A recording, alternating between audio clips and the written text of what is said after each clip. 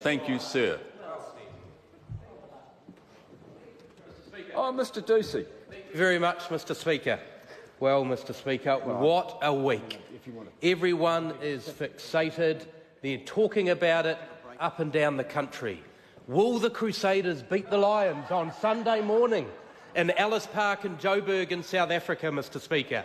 I must say, as a proud born and bred Cantabrian, I'm looking forward to us winning the Super Rugby title again.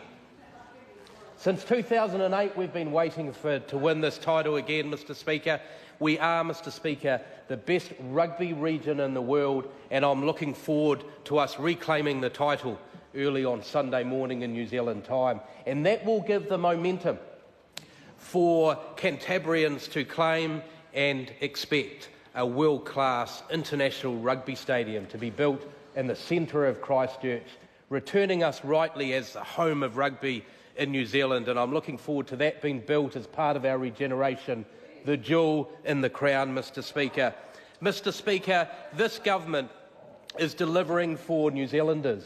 We're delivering a strong, growing country. We're delivering a strong, growing economy. Ultimately, what we are doing, Mr Speaker, is shaping globalisation for the benefit of New Zealanders, Mr Speaker, because every year there's thousands of young New Zealanders.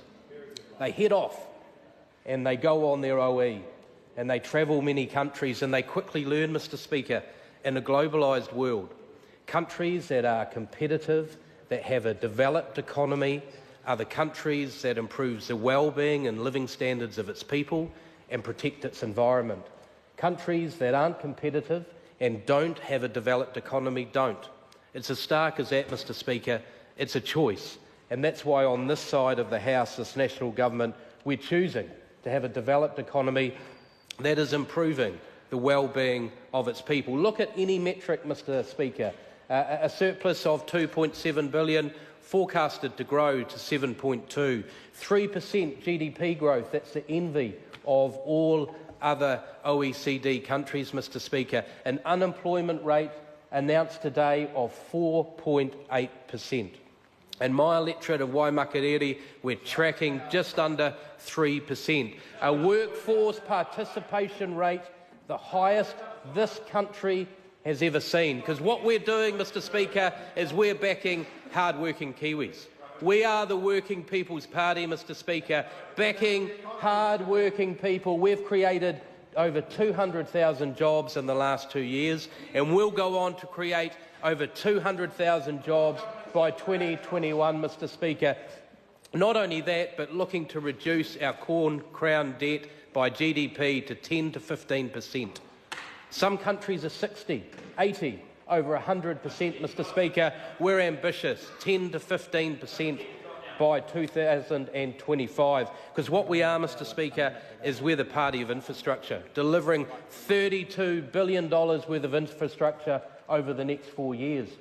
And what we're doing, Mr Speaker, through our strong management of a growing country, a growing economy, that's resulting into direct investment into my electorate of Waimakariri.